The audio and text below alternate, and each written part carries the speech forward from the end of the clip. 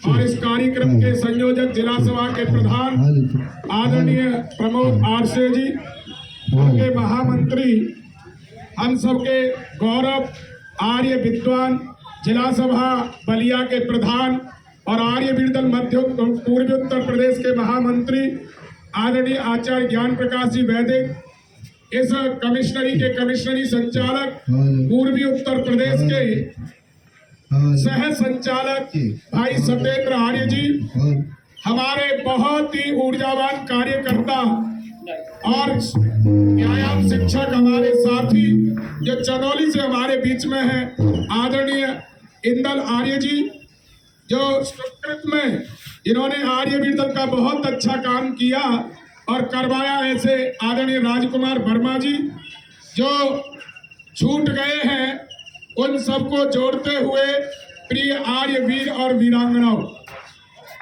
आदरणीय कमला सिंह जी हमारे बीच में उपस्थित हैं, भाई संदीप जी जो व्यायाम शिक्षक हैं, देवरिया से हमारे राजकुमार जी, और जो छूट गए सबको जोड़ते हुए बंधुओं, आर्य वीर दल आर्य समाज का युवा संगठन है।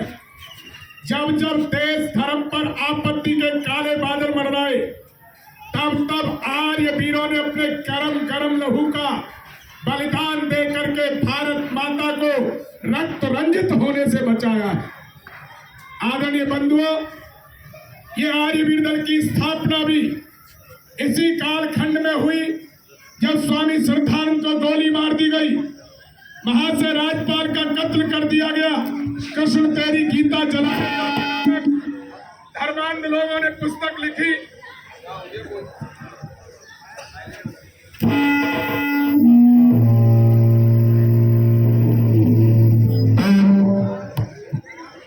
धर्मांध लोगों ने जब पुस्तक लिखी कृष्ण तेरी गीता जलाने योग्य है, तो कोई भी मठ मंदिर से, किसी भी मंदिर से कोई आवाज नहीं आई, लेकिन दयानंद के शिष्य इस अपमान का विष, उस आप्त पुरुष का अपमान चुपचाप कैसे सह सकते थे, उसका जवाब दे करके चमुपति एमए ने पुस्तक लिखी जो आजकल रंगीला रसूल के नाम से पूरे भारतवर्ष और देश से बाहर देशांतर तक ये विख्यात है।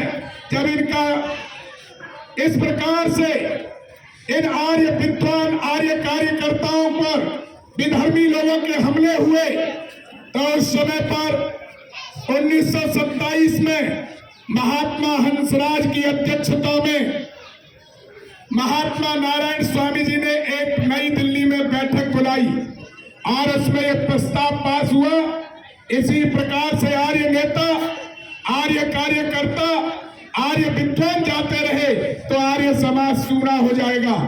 और उन्होंने उसी समय सभा के तात्कालिक प्रधान, सार्वदेशिक सभा के प्रधान महात्मा नारायण स्वामी जी ने संकल्प लिया कि मैं 1 वर्ष के अंदर 50,000 युवा और 10,000 रुपया एकत्रित कर लूंगा, यदि ये धनराशि और ये की संख्या आप मत लगाओ, सही चल रहा, छोड़ दो उसको। यदि ये धनराशि 10,000 आर्यवीर और 50,000 रुपया यदि मैं एकत्रित नहीं कर सका, तो सभा के प्रधान पद से त्याग पत्र दे दूंगा।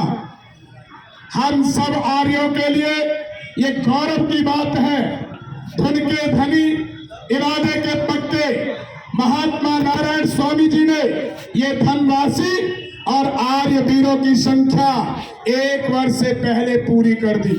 आगामी 26 जनवरी 1929 को रामलीला मैदान के अंदर आर्य वीर दल की स्थापना की और आर्य वीर दल अपने 1929 से लेकर के आज तक लगभग 96 वर्ष का होता जा रहा है।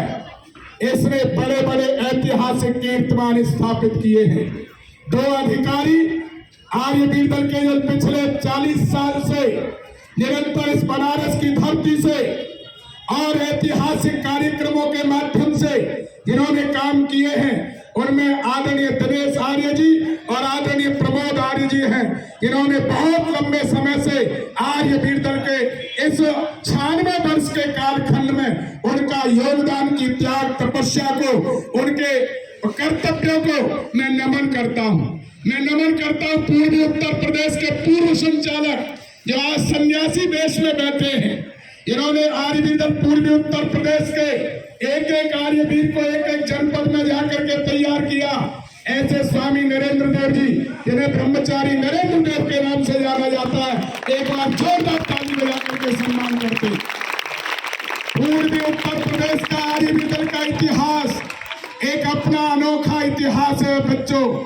यहाँ के आर्यवीरों ने, अब दिल्ली हो चाहे बंबई हो चाहे अजमेर की वो शताब्दी हो 1983 की, अपने सेवा के माध्यम से, अपने शौर्य प्रदर्शन के माध्यम से जो कीर्तिमान स्थापित किया है वो एक अनुकरणीय है और यहाँ से बहुत अल्प समय में बताने योग्य नहीं है। चाहे वो बेचैन सिंह हो, चाहे वो संत कुमार सिंह हो, बहुत सारे नाम मैं यहाँ से कैसे लूं। इतने लोगों ने यहाँ के आर्यवीरों का अनुशासन, यहाँ के आर्यवीरों का गणवेश पूरे भारतवर्ष में अनुकरणीय स्थान पर रहा। बंधुओं, आर्यवीर दल के इतिहास के वो झरोखों से आर्यवीर दल का जो उद्देश्य बनाया था वो आर्य समाज के छठे नियम से लिया गया है। आर्य समाज के छठे नियम में महर्षि स्वामी दयानंद सरस्वती ने शारीरिक, आत्मिक और सामाजिक उन्नति की बात कही है। शारीरिक उन्नति के लिए आर्यवीर दल 2-2 घंटे प्रशिक्षण शिविर में शारीरिक व्यायाम, और इन बच्चों के प्रदर्शन को देख करके पता चलेगा कि शारीरिक उन्नति का कितना प्रोग्राम आर्यवीर दल के पास है। आत्मिक उन्नति के लिए अपने प्रशिक्षण शिविरों के माध्यम से संध्या यज्ञ और आध्यात्मिक प्रवचनों के माध्यम से आत्मिक उन्नति, और सामाजिक उन्नति के लिए समाज में सेवा कार्य के प्रकल्प को ये चलाते। इसलिए तीनों उन्नति के लिए शारीरिक शक्ति का संचय, शारीरिक उन्नति का शक्ति का संचय इस दल का मुख्य उद्देश्य है। संस्कृति की रक्षा आत्मिक उन्नति से होगी, इसलिए संस्कृति की रक्षा इसका मुख्य उद्देश्य है। और सेवा कार्य, सामाजिक उन्नति सेवा कार्य से पूरी होगी, इसलिए सेवा कार्य भी इसका मुख्य उद्देश्य है। बंधुओं, आर्यवीर होता क्या है? अरे आर्यवीर नक्सलवादी नादियों का नाम नहीं, देश की जवानी का गुमानी स्वाभिमान है।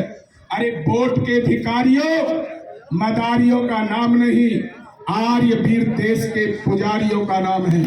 अरे पानी में तूफान लिए, अरे पानी में तूफान लिए, क्रांति का पैगाम लिए, किसी का गुलाम नहीं, ये आत्मा का दान है।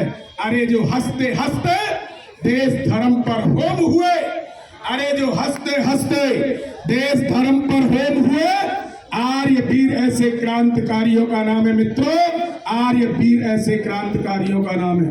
आर्यवीर दल का इतिहास भरा पड़ा है अपने रक्त रंजित इतिहास के पृष्ठों से।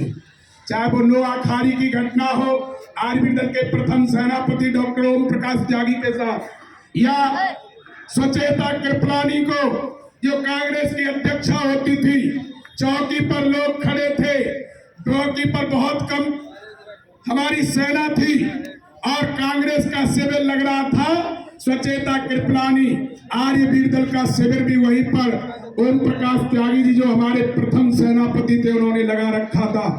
जो सुचेता कृपलानी भक्ति नहीं थी, खाकी नेकर वालों को गाली देने से, उनको जब पाकिस्तानी गुंडे उनके केस पकड़ के ले गए तो उन्होंने दर्द भरी आवाज में आवाज दी, त्यागी भैया मुझे बचाओ।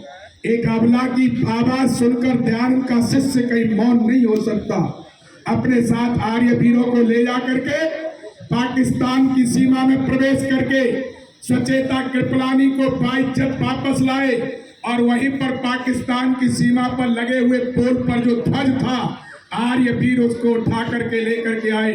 आज भी सार्वदेशिक आर्यवीर दल के कार्यालय में अपने पूर्वजों के शौर्य और प्रदर्शन को याद दिलाने वाला तो पाकिस्तानी ध्वज हमारा एक अपना इतिहास है। और संक्षिप्त में अंत में मैं ये कहना चाहता हूँ, इस संगठन की बहुत बड़ी आवश्यकता है।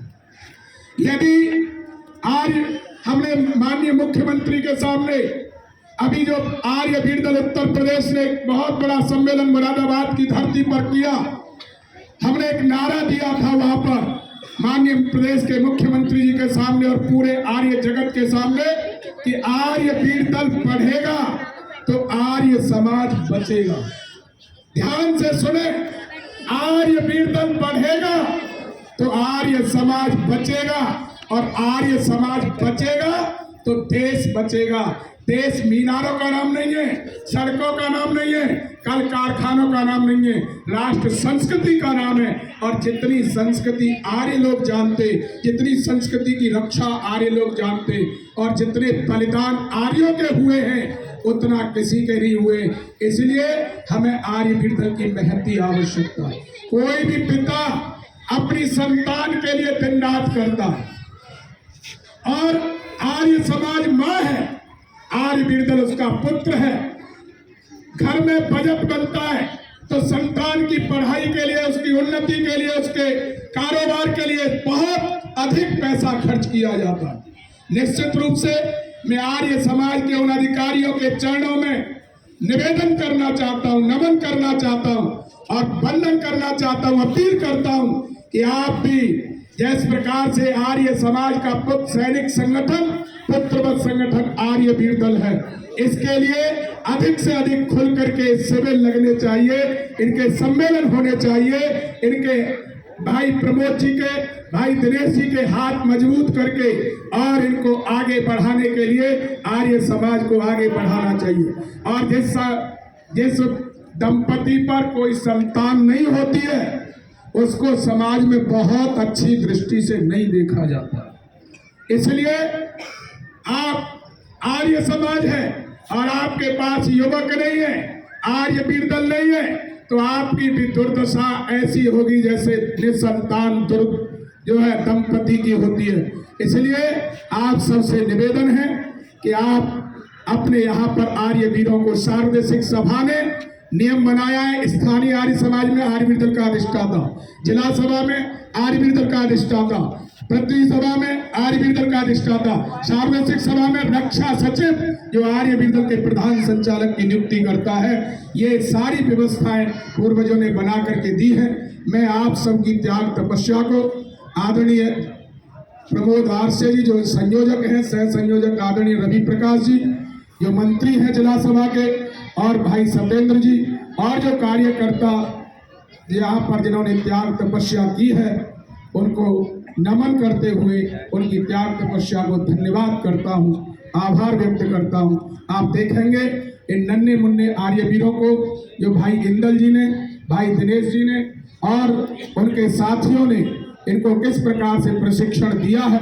ये बच्चे आपके ही हैं, सामान्य हैं, लेकिन विशेष बनाने वाला आर्य बीरदल है। मनीषी ने कहा भी है आर्य बीरदल पेचीदा प्रश्नों का उत्तर है, आर्य बीरदल जहां वहां प्रश्न उत्तर है, आर्य बीरदल संघर्षों की आग में जलना है, आर्य बीरदल कलयुग में सतयुग का सपना है। एक सूचना के बाद इन आर्य वीरों का सभी कार्यकर्ता कान खोल के सुन लें।